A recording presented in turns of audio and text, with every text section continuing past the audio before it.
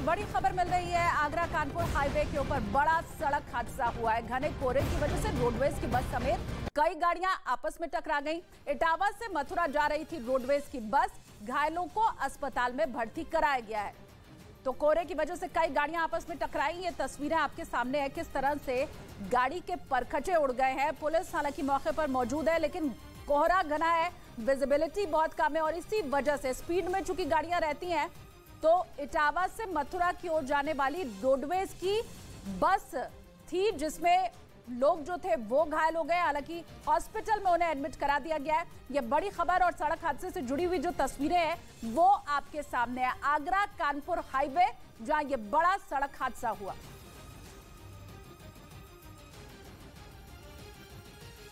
उधर ईरान के एक सीनियर अधिकारी ने इराक के कस्र बंदरगाह पर तेजी से चल रहे अपने सपनों का बिजनेस शुरू करने के लिए आपको कोई भी बैंक बिजनेस लोन नहीं दे रहा? बिजनेस लोन लेने का सीक्रेट जानना चाहते हो तो फ्रीडम ऐप को अभी डाउनलोड कीजिए। निर्माण कार्य पर चिंता जताई और बयान दिया कि यह बंदरगाह ईरान के लिए खतरा है।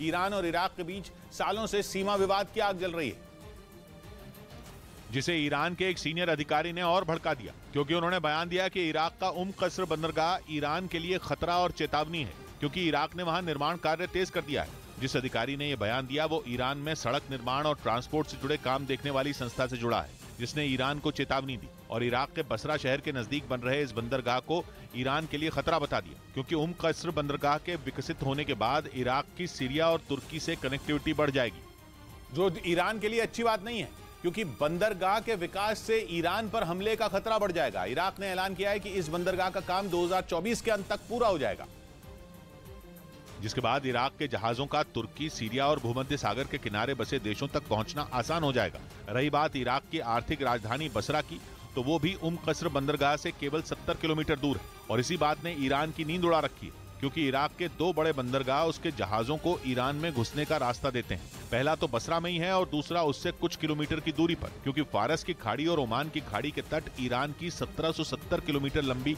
दक्षिणी सीमा बनाते हैं और इराक का बसरा शहर फारस की खाड़ी के बहुत करीब है और यही बात ईरान को परेशान कर रही है। इधर हरियाणा सरकार ने IAS अधिकारी अशोक खेमका का 56वीं बार तबादला कर दिया। अशोक खेमका के 30 साल के करियर में ये 56वां तबादला है और इस बार उन्हें राज्य के आर्काइव्स डिपार्टमेंट के अतिरिक्त मुख्य सचिव के रूप में नियुक्त किया गया है। हालांकि उनके तबादले के पीछे की वजह नहीं बताई गई, लेकिन बताया जा रहा है कि IAS अफसर अशोक खेमका का ट्रांसफर हरियाणा के मुख्य सचिव सर्वेश कौशल को चिट्ठी लिखने के कुछ दिन बाद किया गया, जिसमें उन्होंने संकेत दिए थे कि विज्ञान और प्रौद्योगिकी विभाग में उनके पास खास काम नहीं रहता है।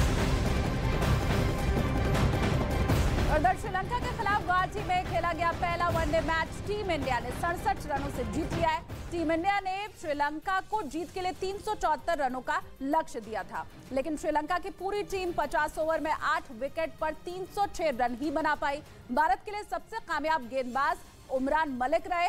उन्होंने 57 गेंद देकर के 3 विकेट चटकाए।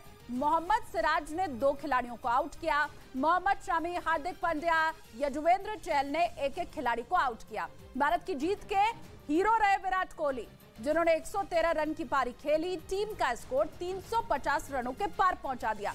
कोहली के अलावा रोहित शर्मा ने 83, शुभमन गिल ने 70 रन बनाए।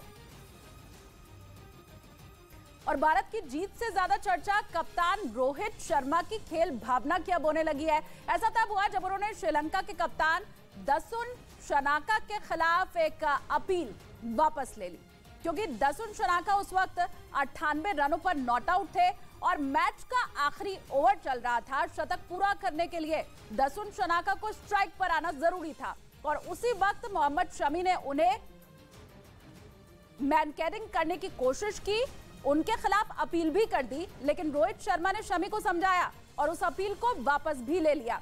इसके बाद दसुन शनाका स्ट्राइक पर भी पहुंचे, शतक बनाने में भी कामयाब हुए। हालांकि शतक लगाने के बावजूद टीम को जिता नहीं पाए वो।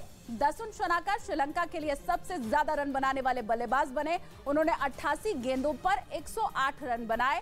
दसुन शनाका के अलावा श्रीलंका का कोई भी बल्लेबाज टीम इंडिया की धारदार गेंदबाजी के सामने बहुत ज्यादा देर नहीं टिक पाया।